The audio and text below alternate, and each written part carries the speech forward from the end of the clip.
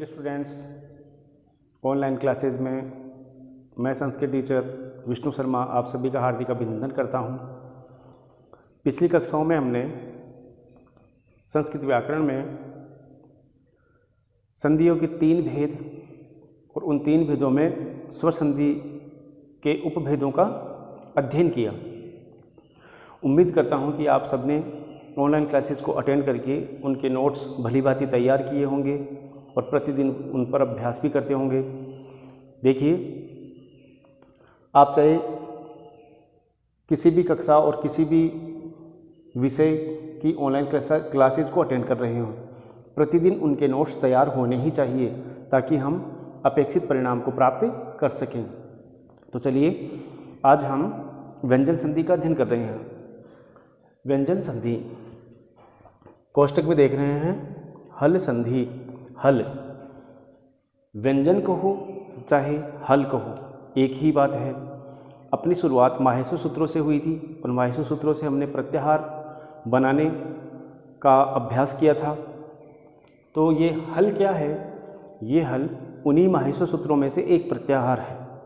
इस प्रत्याहार में उपस्थित जितने भी वर्ण होते हैं सभी के सभी व्यंजन होते हैं। तो एक बात याद रखिए कि स्वर संधि का चाहे कोई भी भेद आप पढ़ रहे हों, स्वर संधि में आपस में मिलने वाले दोनों वर्ण स्वर ही होते हैं और परिवर्तन जो होता है वो भी स्वर के रूप में ही होता है, स्वर के स्थान पर ही होता है।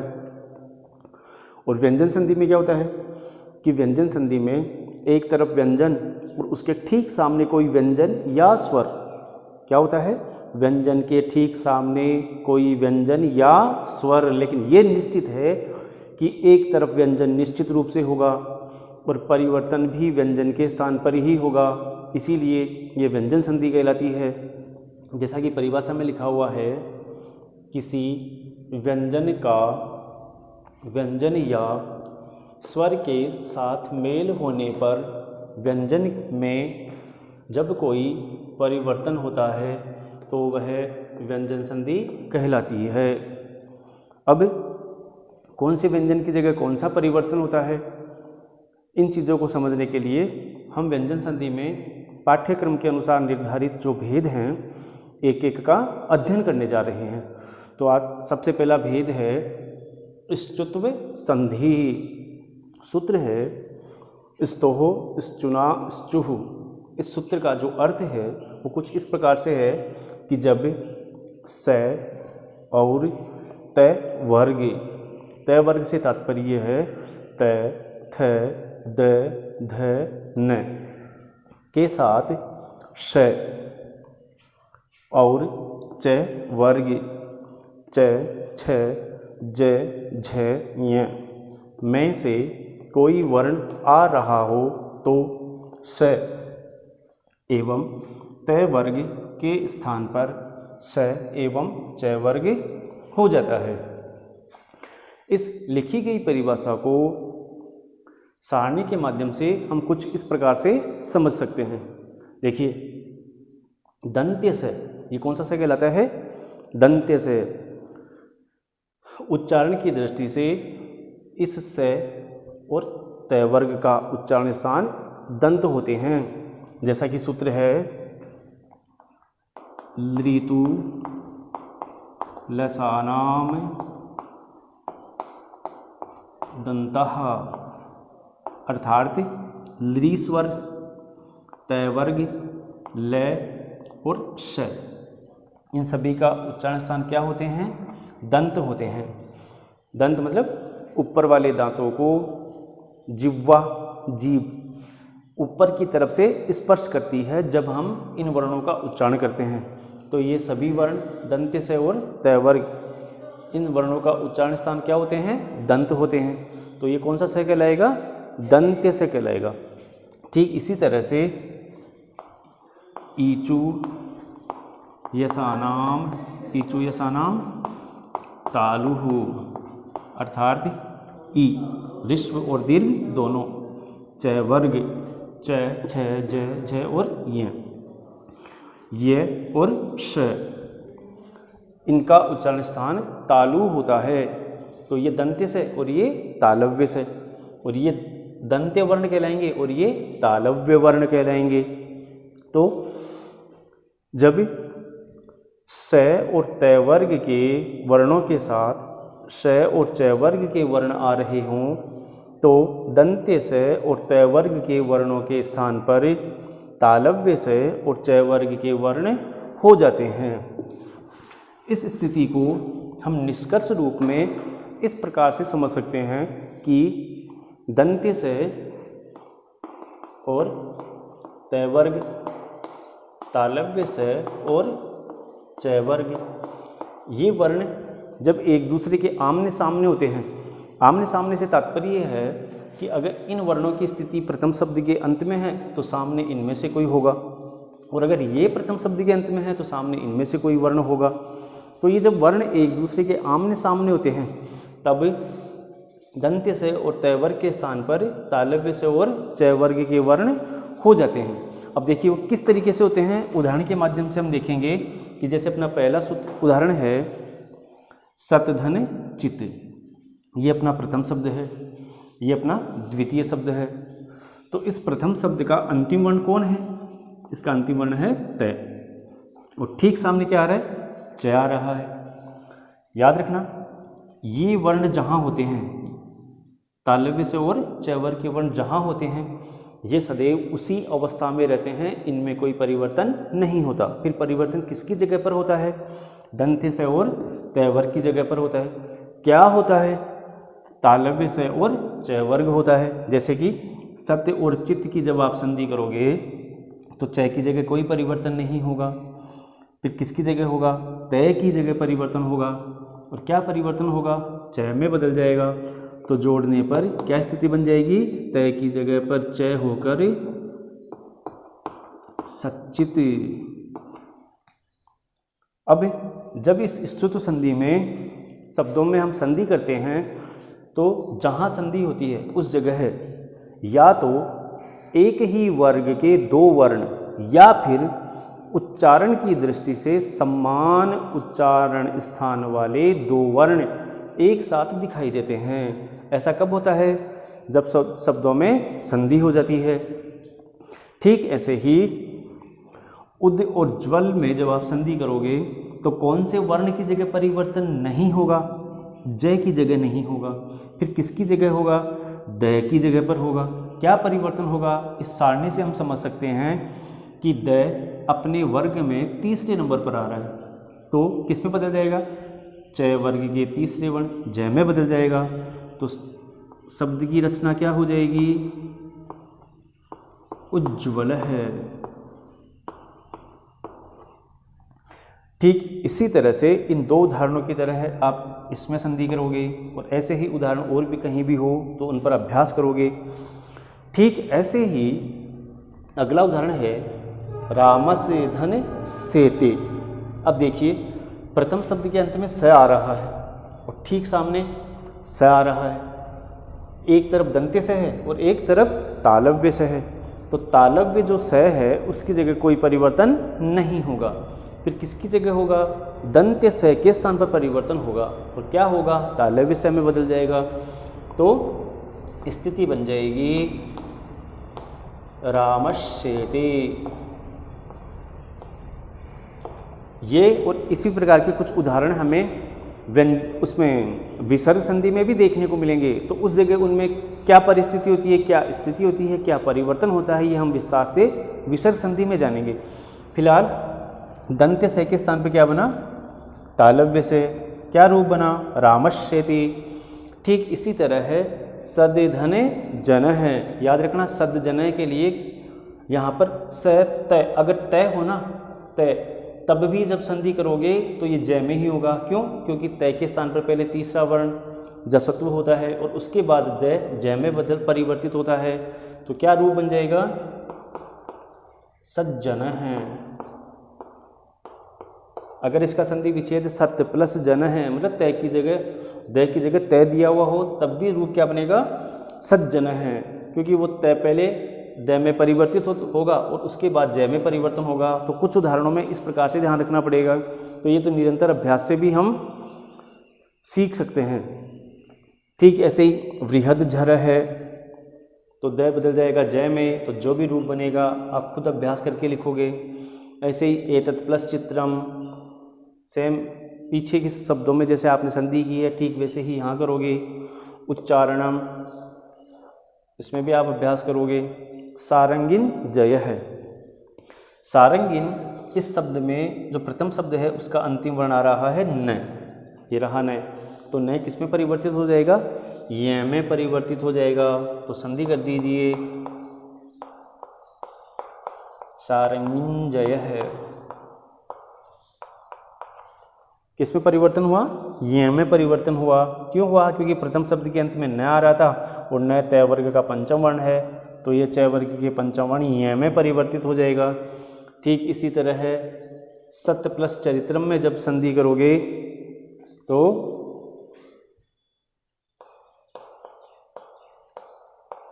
सच्चरित्रम, ठीक ऐसे ही कस धन चित, इस शब्द में जब आप संधि करोगे तो प्रथम शब्द का अंतिम वर्ण दंत्य से आ रहा है, ठीक सामने च है तो दंत्य से परिवर्तित हो जाएगा तालव्य से में, क्या रूप बन जाएगा, कश्चित।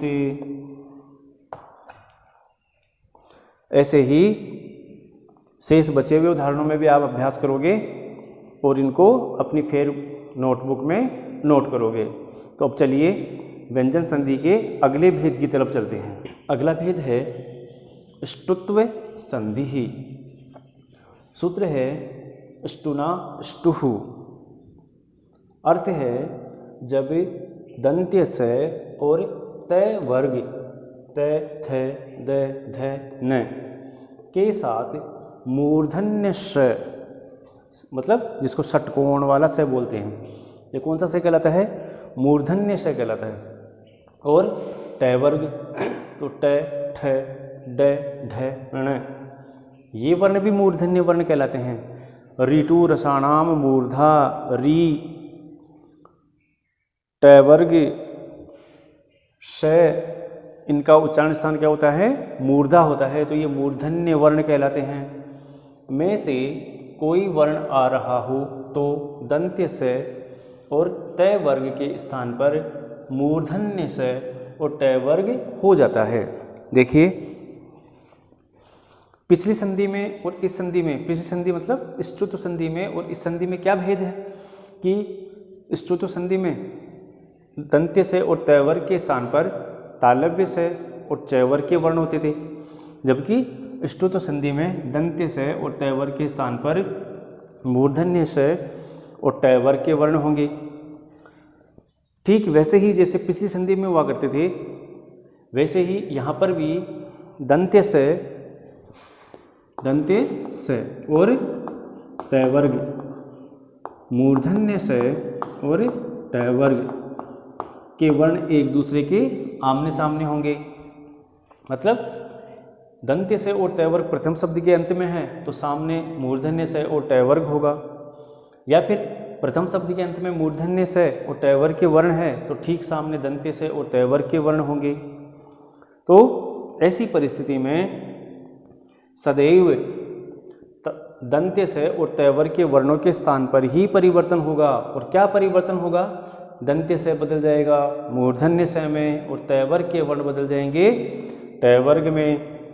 याद रखिए से के सामने अगर ट ठ ड इनमें से कोई हो तब भी से के स्थान पर तो मूर्धन्य से ही होगा। इसी नियम को हमें ष्टुत्व संधि में भी समझना चाहिए कि से के सामने अगर ट हो ना तो से सदैव श में ही परिवर्तित होगा। मतलब कुल मिलाकर दंत्य से और तय वर्ग के वर्णों के स्थान पर मूर्धन्य से और टय वर्ग के वर्ण हो जाते हैं।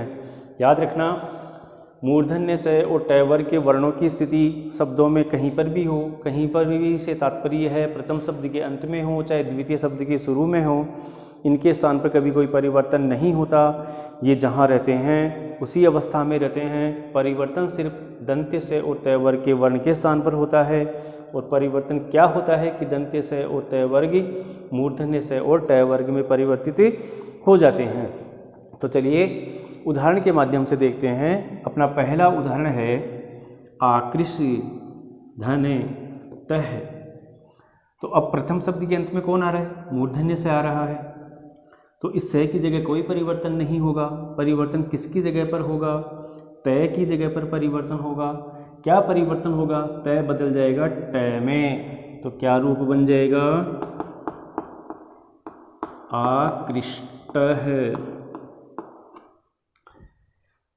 ठीक ऐसे ही शश धने थ है, इस स की जगह कोई परिवर्तन नहीं होगा। किसकी जगह परिवर्तन होगा? थ की जगह पर होगा। क्या परिवर्तन होगा? ठ में बदल जाएगा। तो रूप क्या बन जाएगा? षष्ठ है। ठीक ऐसे ही पेश धन ता, तो स की जगह पर कोई परिवर्तन नहीं होगा। किसकी जगह पर होगा? तय की जगह पर होगा। क्या होगा? टय बन जाएगा। तो रूप बन जाएगा पेष्टा। ठीक ऐसे ही इन उदाहरणों में आप स्वयं अभ्यास करेंगे। यहाँ पर तैवर का जो वर्ण है, ये तैवर के वर्ण, यहाँ प्रथम शब्द के अंत में तैवर का जो वर्ण है वो तैवर्ग में जिस क्रम पर आ रहा है उसके स्थान पर टैवर्ग के उसी क्रम का वर्ण कर दीजिए। जैसे कि उद्य प्लस डयनम में संधि करोगे तो द आ रहा है प्रथम शब्द के अंत में, तय थे द, तो द तीसरे नंबर का वर्ण है, तो किस में बदल जाएगा? ड में बदल जाएगा। क्या शब्द बन जाएगा? उड्डयनम।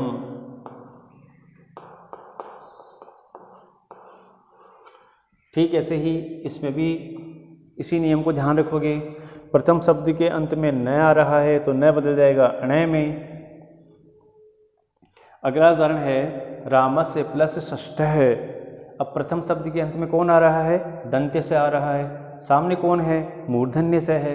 तो मूर्धन्य से के स्थान पर कोई परिवर्तन नहीं होगा। किसकी जगह परिवर्तन होगा? दंत्य से के स्थान पर परिवर्तन होगा। दंत्य से मूर्धन्य से में परिवर्तित हो जाएगा। तो स्थिति कुछ इस प्रकार से बन जाएगी। रामश से बदल गया मूर्धन्य से में। अब शेष बचे हुए शब्दों को इसके साथ जोड़ दीजिए। रामषष्ठ है। अगला उदाहरण है कृष्ण प्लस न है। स की जगह कोई परिवर्तन नहीं होगा। फिर किसकी जगह होगा? न के स्थान पर होगा। क्या परिवर्तन होगा? अणय बन में परिवर्तन हो जाएगा।